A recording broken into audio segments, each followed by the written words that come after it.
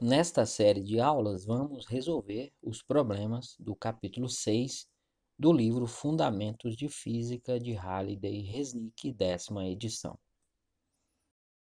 Problema 22. Na figura 6.23, um trenó é sustentado em um plano inclinado por uma corda que o puxa para cima paralelamente ao plano. O trenó está na iminência de começar a subir. A figura 6.28 mostra o módulo F da força aplicada à corda em função do coeficiente de atrito estático μe entre o trenó e o plano.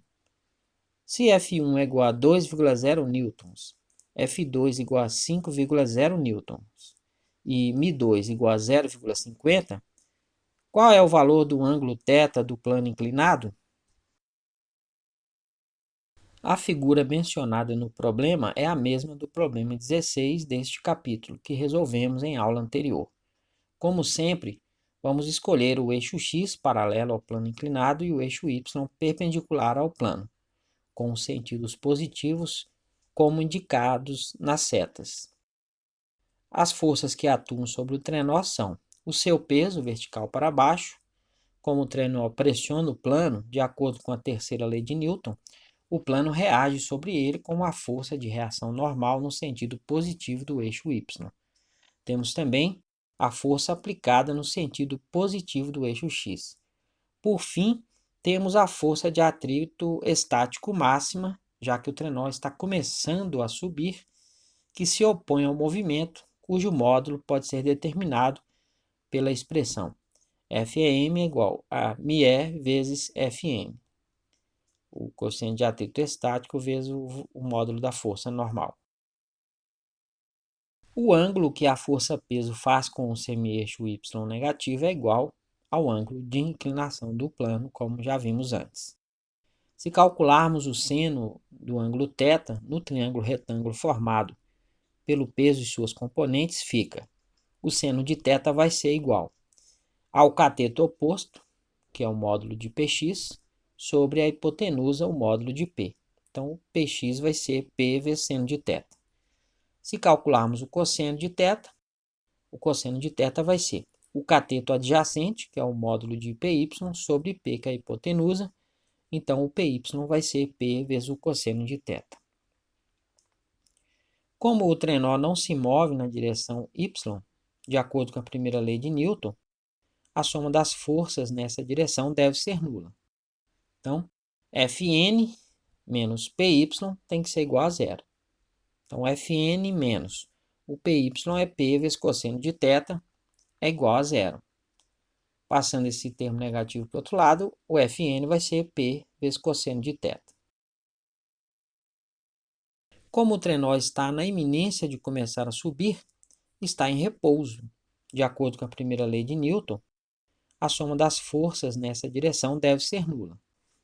Então, F menos a força de atrito estático máxima menos o Px tem que ser igual a zero. Então, F menos a força de atrito estático máxima é μe vezes Fn, menos o Px é P vezes seno de θ é igual a zero. Então, F menos μe vezes a força normal é P vezes cosseno de θ, menos P seno de θ é igual a zero. A segunda e a terceira parcela tem menos P em comum. Então, podemos colocar em evidência. Então, fica F menos P vezes μe vezes cosseno de θ mais seno de θ é igual a zero. Passando o termo negativo para o outro lado, o F vai ser P vezes μe vezes cosseno de θ mais seno de θ. Como informado no problema, quando o F for igual ao F2, que é igual a 5,0 newtons, o coeficiente de atrito estático é μ2 igual a 0,50. Substituindo estes valores na equação, ela se torna 5,0, que é o F, vai ser igual a P vezes 0,50, que é o coeficiente de atrito, vezes o cosseno de θ mais o seno de θ. Observando o gráfico, perceba que o valor de μ2 está na quinta divisão do eixo horizontal. E esse valor é 0,50. Isso significa que cada divisão corresponde a 0,1. Então, a coordenada horizontal, quando o F é igual a F1, que é igual a 2,0 newtons, é μ2 igual a 0. Substituindo estes valores na equação, ela se torna 2,0, que é o F, vai ser P vezes o coeficiente de atrito, que é 0, vezes o cosseno de θ, mais o seno de θ. Então, dá 2,0 é igual a P vezes seno de θ. Temos um sistema com duas equações e duas incógnitas. Se dividirmos a primeira equação pela segunda, teremos 5,0 dividido por 2,0 tem que ser igual a P vezes 0,50 vezes cosseno de θ mais seno de θ dividido por P vezes seno de θ. Aí a gente pode cancelar o P e, fazendo a multiplicação cruzada, 5 vezes seno de θ dá 5,0 vezes seno de θ é igual 2,0 vezes 0,50 vezes cosseno de θ dá cosseno de θ, mais 2,0 vezes seno de θ. Passando o termo de seno para a esquerda, fica 5,0 vezes seno de θ menos 2,0 vezes seno de θ é igual a cosseno de θ. 5,0 seno de θ menos 2,0 seno de θ dá 3,0 vezes seno de θ é igual a cosseno de θ.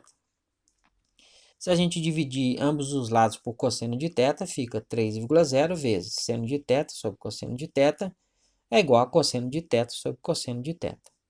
Então, dá 3,0 vezes seno dividido por cosseno da tangente. Então, vezes tangente de θ é igual.